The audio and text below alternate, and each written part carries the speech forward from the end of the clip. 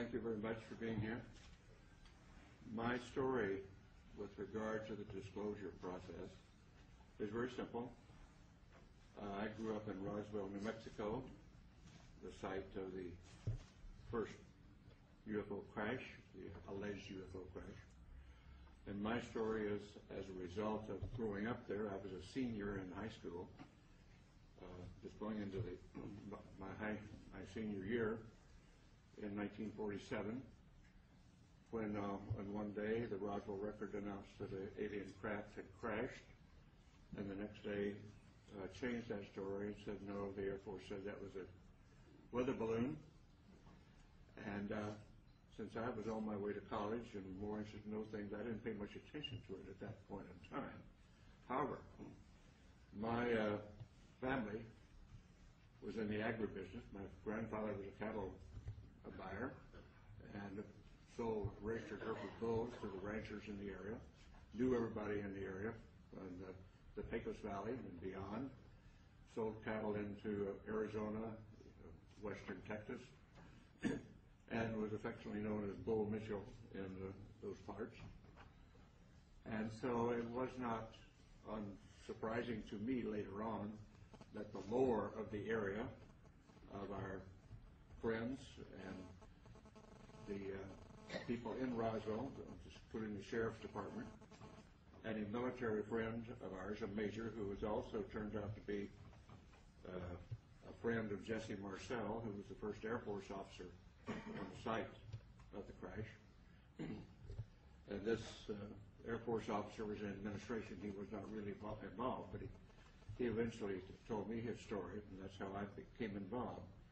So after my Apollo flight, I did very little. I knew nothing but the lore of the region up until that point. But after my Apollo flight, when I was back in the area and visiting relatives and friends, some of the people in the area who had been involved, what I call the old-timers, who were involved in the 1940s, 1947, and subsequent with the Roswell crash, and people like in the sheriff's department who had been to the crash site and were supervising traffic.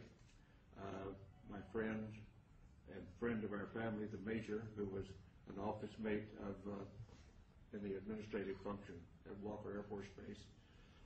These folks, because they had been shushed and told not to talk about their experience by military authority in those days, and on dire consequence if they did, felt that here in the 70s, many, many years later, that they didn't want to go to the grave with their story. They wanted to tell somebody reliable. And being a local boy, and having been to the moon, they considered me reliable enough to whisper in my ear their particular story and their association with the Roswell crash, including the family of the undertaker who provided coffins for the alleged alien victims, and others on site who had been involved or knew the story. And of course, eventually I ran into Jesse Marcel Jr., the son of the Jesse Marcel, who was the first military officer on the site, and knew his story, and knew his story well, and we became friends in later years in this disclosure movement. And at some point, about 10 years ago, and I can't remember what date it was right now, when the disclosure movement was going strongly, I came here to Washington with a Navy commander by the name of Will Miller and Dr. Stephen Greer, and we were able to get an appointment at the Pentagon to talk about what we knew, or what we allegedly knew, what we thought we knew, and went and told our story. And the powers that be at the Intelligence Committee of the Joint Chiefs of Staff listened to our story and said, the Admiral said, well, I don't know that story. I don't know that that's true, but I will find out. So we departed, went on our way, and subsequently learned through Dr. Greer and through Will Miller, and that those stories have been confirmed, and that the admiral had been denied access when he tried to get into the inner workings of that process. And we had confirmation of that, although that admiral now denies the fact that this is a fact. So my story is essentially that I do have no first-hand experience with the ET effort, except the fact that I know all of these research people that you'll hear from today, and those some who are not here today, who have spent a long amount of their lives and time doing research into the alien visitation, UFO crashes, and so forth. And I urge that those who are doubtful read the books, read the lore, and start to understand what has really been going on, because there is no doubt we are being visited. And as a person who is a part of the first generation of being a spacefarer of our civilization and having gone to the moon, and realizing that I do and many of us do now, that have seen the Hubble pictures from space, the universe that we live in is much more wondrous, exciting, complex, and far-reaching than we were ever able to know up to this point in time. And the fact we have wondered, were we alone in the universe forever? Only in our period do we really have evidence, no, we're not alone. We're just one planet with intelligent life on it, and probably it is time, now that we are spacefarers on our planet, that we get active, because we're really universal beings, and in the long stretch of things, if we think about it in the longest possible range, we realize, and I realize this from my studies in astronomy and astrophysics, our sun will burn out in due course, and we have to be off this planet if our species is to survive. So anybody, any species, any planet that is on around the mainstream star like ours is, only has a finite amount of time on that star before it burns out.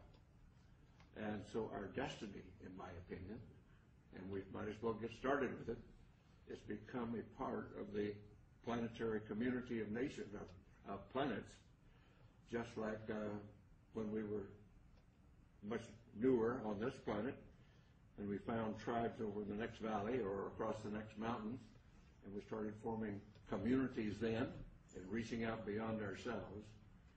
At this point in human history on this planet, we're now starting, and ready should be, to reach out beyond our planet and beyond our solar system to find out what is really going on out there. And the 20th and 21st century that we now live in, the beginning of the Industrial Revolution really didn't take off until the 19th century. And I tell the story to some of my younger audiences, particularly in schools, that my great-grandparents went across from South Georgia to West Texas in a covered wagon at the end of the Civil War in the 1870s. My family, my father's generation, was involved with going off the planet in aircraft. And less than 100 years later, I went to the moon.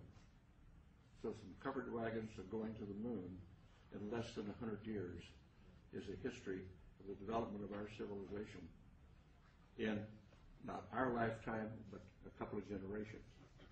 And so it's time to start thinking in those terms. And particularly since now, in the 20th and 21st century, we suddenly find that due to our expertise and our genius in science and technology, we have exploded our population from under 2 billion at the beginning of the 20th century to over 6.5 billion at this point. And our consumption patterns are clearly indicating that we are utilizing our non-renewable resources at an unacceptable rate, a non-sustainable rate. So we've got a lot of thinking to do about what being an advanced civilization really means. But let's put all that aside for a moment, because we're here to talk about disclosure.